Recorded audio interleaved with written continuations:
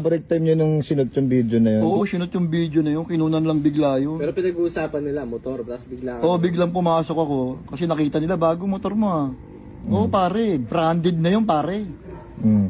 Hindi na basta-basta yun. Talagang ang lupit ng... Satisfied ako sa takbo niya. Talagang... pag binigay ko yung birit ko yung ano niya, binibigay niya talaga yung tunay na ligaya na naramdaman ko sa pagmumotor. Inom kami. Tatlo kami. Bumili kami ng handok buo. Yo? Hindi namin pinag-chat-chat. Para maganda sa lamesa, di ba? Oo. Buo. Ang tawag ko, pinarot ko lang. Eh, may dumaan, may dumating.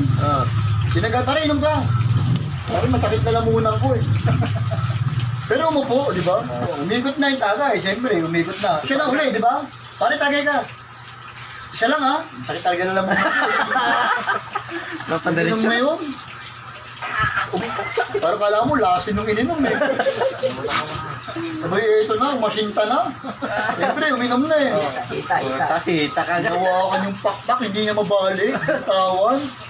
Eh, nagkukwento ko kami dalawa eh. Narinig kami, lumagot ako. Lumanon. Pagtingin ko, binalian yung hita. Paano yun? Tinilindro muna. Mami, tinuod brush na eh.